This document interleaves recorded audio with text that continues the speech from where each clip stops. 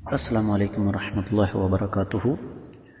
الحمد للہ والصلاة والسلام علی رسول اللہ وعلی آلہ وصحبہ ومن والاه وبعد۔ کفار کے تہواروں کو منانے کا حکم، خاص طور پر نئے سال کا جو جشن ہے اس کا حکم کیا ہے؟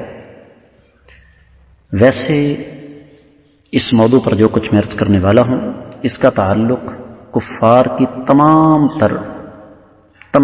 تر یہ جو کافروں کی تقریبات ہیں ان کے ساتھ ہے، لیکن نئے سال کی مناسبت سے میں یہاں ضرور ذکر کرنا چاہوں گا۔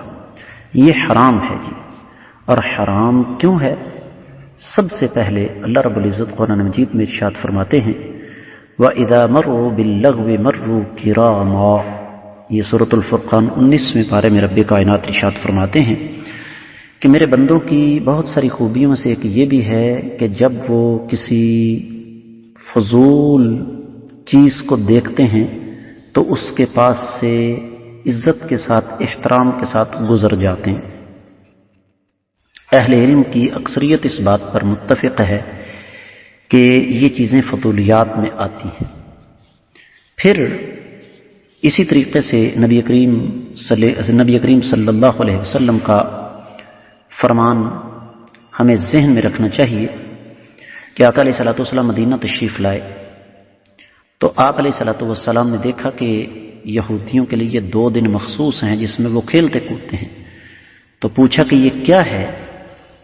تو فرمایا یہ ان کے خوشی کے دن ہیں۔ تو حدیث کے الفاظ یہ ہیں کہ ان اللہ قد ابدلکم بها خیرا منہما یوم الاضحی و یوم الفطر۔ رب کائنات نے اس کے بدلے میں تم کو 2 بہتر دن عطا فرمائے ہیں، اور وہ عید الفطر اور عید الاضحیٰ ہیں۔ یعنی نبی کریم صلی اللہ علیہ وسلم نے یہ نہیں فرمایا کہ جس دن یہ خوشی منا رہے ہیں تم بھی ان کے ساتھ خوشی مناؤ، بلکہ اس کے مقابلے میں نبی علیہ الصلوۃ والسلام نے ہمیں 2 دن جو ہیں وہ بتا دیے۔ یہی وجہ ہے کہ قرآن کہتا ہے افتتخذونہ وذریتہ اولیاء، کیا تم شیطان کو اور اس کی نسل کو اللہ کے مقابلے میں دوست بناتے ہو؟ من دونی وہم لکم عدو بئس للظالمین بدلا، بدترین ہے ظالموں کے لیے بدلہ۔ تو اسی طریقے سے نبی کریم صلی اللہ علیہ وسلم کی ایک اور حدیث ہمیں ذہن میں رکھنی چاہیے کہ ایک آدمی نے آقا علیہ الصلوۃ والسلام کے دور میں، سنن ابی داؤد کی روایت ہے، یہ جو پچھلی حدیث میں نے آپ کی خدمت میں پیش کی یہ مسند احمد، سنن ابی داؤد، سنن نسائی کی ہے۔ یہ جو روایت میں ابھی پیش کرنے جا رہا ہوں یہ سنن ابی داؤد میں ہے کہ ایک آدمی نے آقا علیہ الصلوۃ والسلام کے دور میں نظر مانی کہ فلاں جگہ بوانہ مقام ہے، وہاں پر جا کر اونٹ ذبح کرے گا اللہ کی راہ میں۔ تو نبی کریم صلی اللہ علیہ وسلم نے اس سے 2 سوال کیے۔ پہلا سوال کہ کیا وہاں پر کوئی میلہ لگتا ہے؟ فرمایا جی نہیں۔ پھر آپ علیہ الصلوۃ والسلام نے سوال کیا کیا وہاں غیر اللہ کے نام کا جانور ذبح ہوتا ہے؟ کہا جی نہیں۔ تو فرمایا اب تم اپنی نظر پوری کر سکتے ہو، اور یہ حدیث اصل میں صحیح بخاری اور صحیح مسلم میں ہے۔